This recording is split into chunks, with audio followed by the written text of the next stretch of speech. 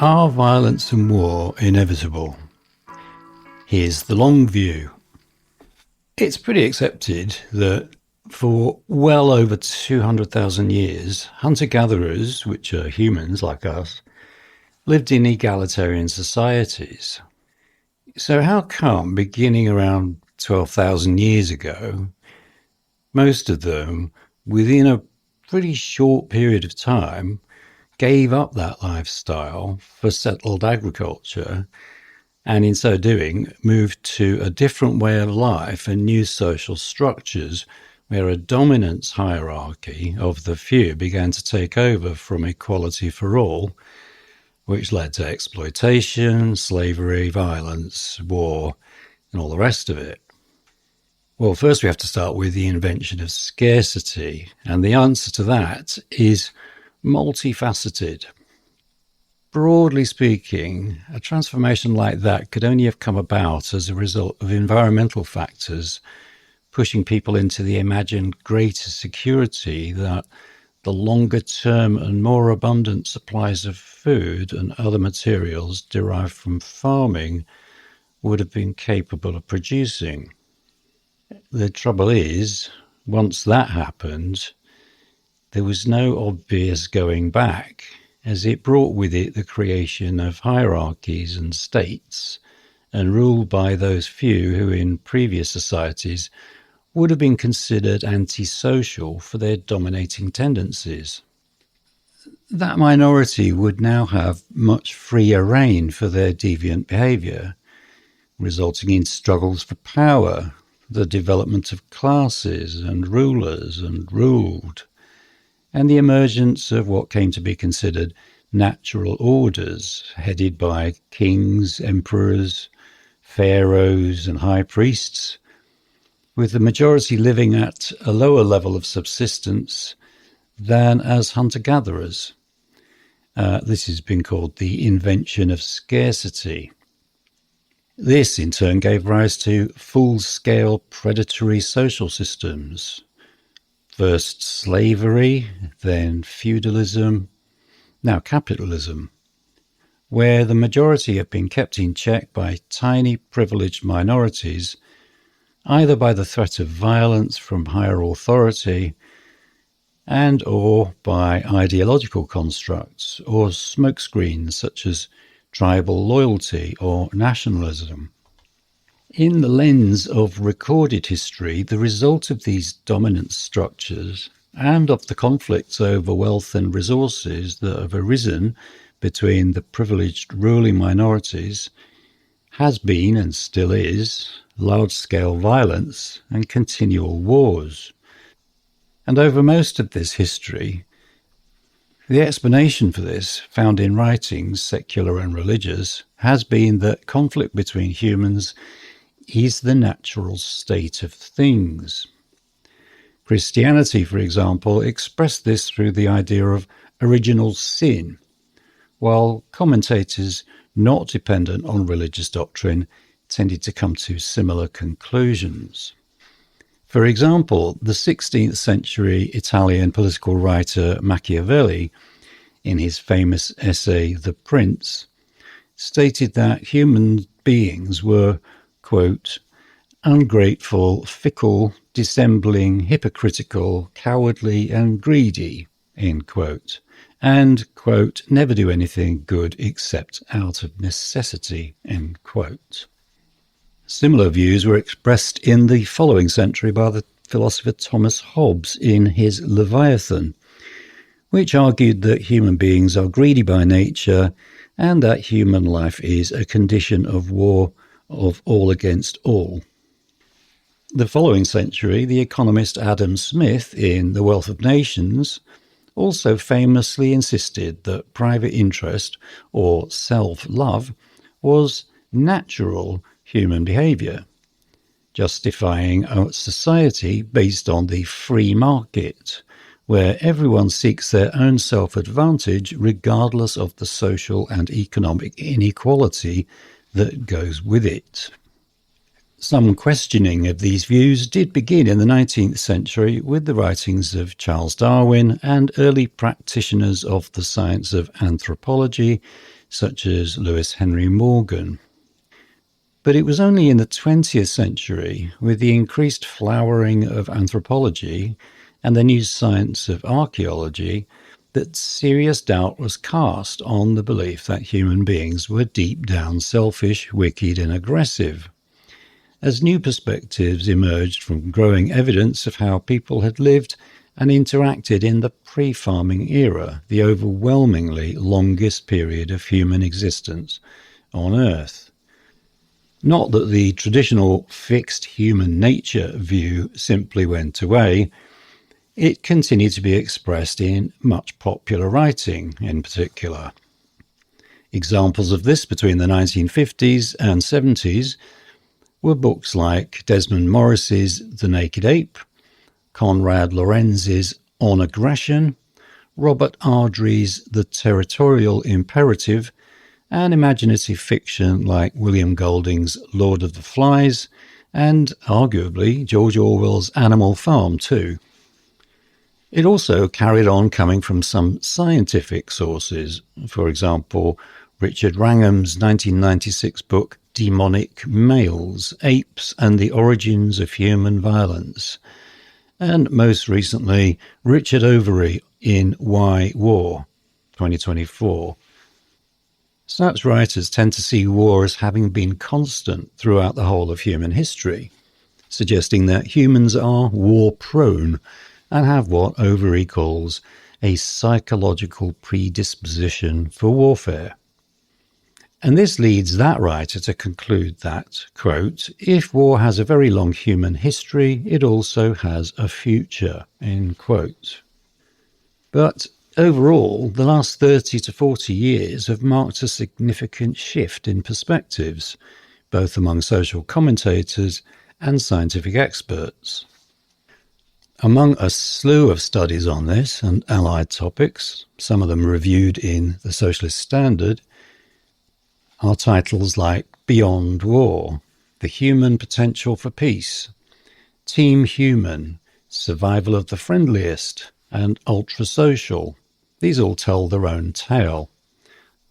The majority of these writings conclude from their authors' investigations not that human beings are non-violent and non-prone to war per se, but rather that violence and fighting are not their most natural inclination, even if they are capable of being driven to it by circumstances. Even the widely read The Selfish Gene by Richard Dawkins, though often cited as supporting the idea of innate human selfishness, on close examination does no such thing. In fact, it is largely a book about altruism and cooperative behaviour. Even its writer is on record as saying that its title may have been an unfortunate one, and that perhaps a different title such as The Immortal Gene or even The Altruistic Organism might have been more appropriate. Very relevant in this connection too is the work of anthropologist R. Brian Ferguson, who has spent 50 years researching the origins of war and has been called the greatest living scholar of human warfare. In an article in Scientific American in 2018 entitled War is Not Part of Human Nature, Ferguson notes that the overwhelming evidence on war, which he defines as armed conflict and killing sanctioned by society and carried out by members of one group against members of another group, suggests that it was not always present among humans. Instead, it began as a result of societal changes at varying times in different locations, but with its earliest signs appearing around 12,000 years ago, so closely coinciding with humankind's first experiments with agriculture. In an article in 2023 in the journal Public Anthropologist, he states, "Our species is not biologically destined for war. War is not an inescapable part of social existence, and obviously we are capable of war and often choose it. The question is whether evolution tilts us in that direction. I say no." His findings, he says, show that, quote, egalitarian mobile hunter-foragers generally don't make war, and that, quote, agriculture and states went along with more war. His most recent book, Chimpanzees, War and History, Are Men Born to Kill, 2023, reiterates this with the conclusion that, quote, men are not born to kill, but they can be cultivated to kill. This is a perspective also echoed by Yuval Noah Harari in his best-selling book, Sapiens, A Brief History of Humankind, 2014. Here, Harari makes a clear statement about humans as essentially flexible creatures, insisting that human behavior is shaped by the society into which we are born and become part of. He goes on to say that if our social arrangements were determined simply by our biology, then there would never have been the wide gamut of behavior patterns, relationships, and cultures which we know about and which can also be witnessed in what we see around us now. Some studies go even further than this, seeing humans as naturally pro-social beings, with cooperation, not competition, peacefulness, not violence, as their intrinsic default. In such studies, qualities such as kindness and empathy are seen as existing naturally in the overwhelming majority of humans, as long as overwhelming forces don't get in the way of it. The historian Tine de Moore, for example, in The Dilemma of the Commoners, 2015, claims that history teaches us that man is essentially a cooperative being, a homo cooperans, that human beings claim togetherness and interaction, and that our spirits yearn for connection just as our bodies hunger for food. This kind of outlook is echoed by Rutger Bregman in his book Humankind, A Hopeful History, 2021, in which he presents arguments many have found compelling that the innate fundamental default of human beings is to be friendly, communal, and cooperative, and that the outstanding feature of human behavior is the desire to act together and to display tolerance and mutual support, even if circumstances are dire. As part of the evidence for this, he points to the plethora of everyday gestures of help, cooperation, solidarity, and compassion people in all societies all over the world show to one another on a daily basis without any prospect of gain or reward.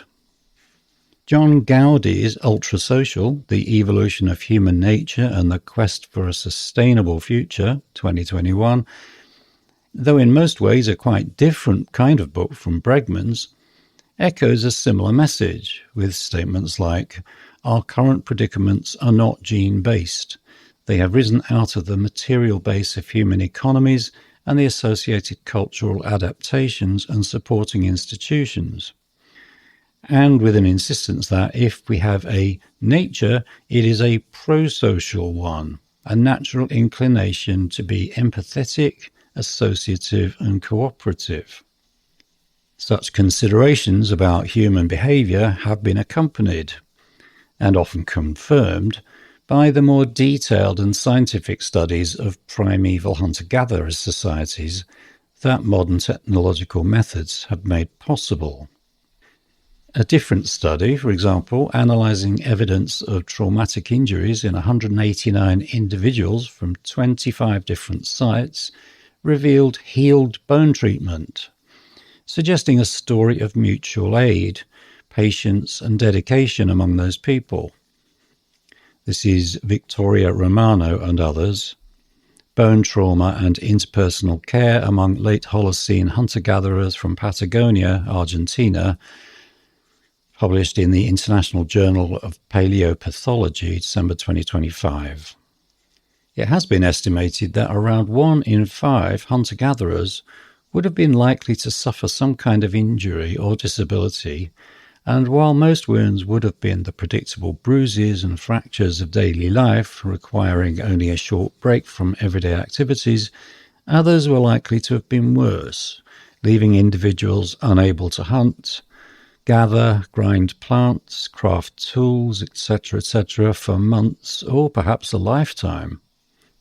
Here we are presented with evidence that those suffering in this way would have been cared for by the community, even if they were not economically useful. Such research, therefore, lends weight to the pro-social arguments many are making about a fundamentally benign human nature.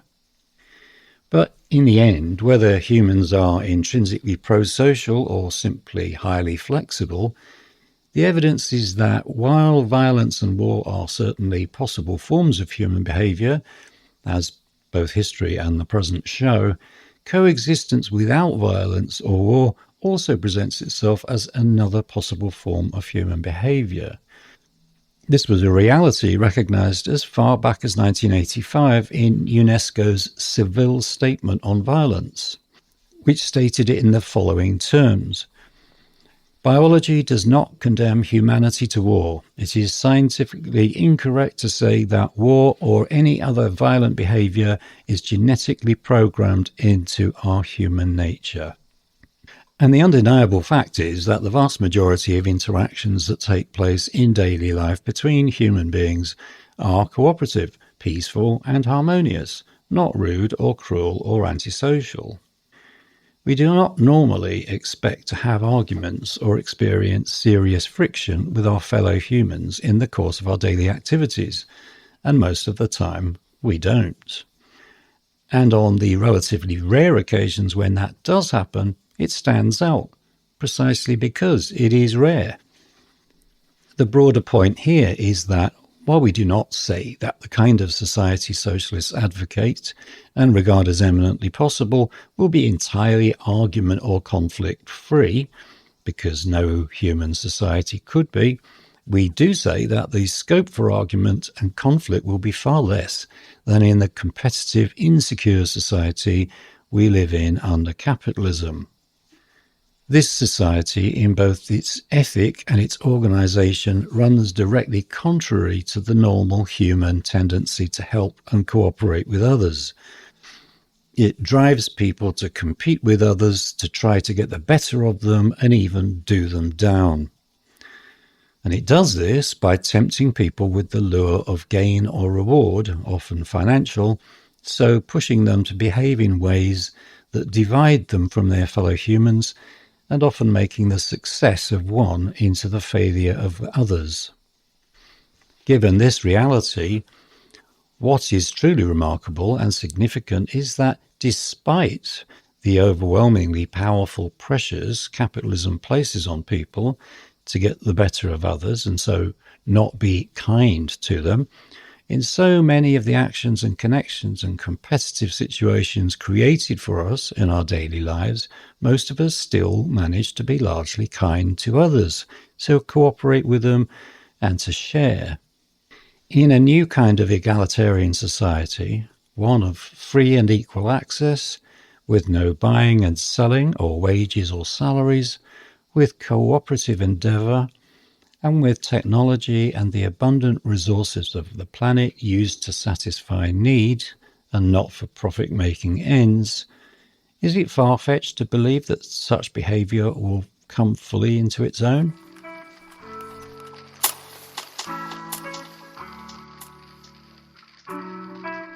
You have been listening to World Socialist Radio, produced by the Socialist Party of Great Britain. If you would like to find out more, you can visit our website, spgb.net.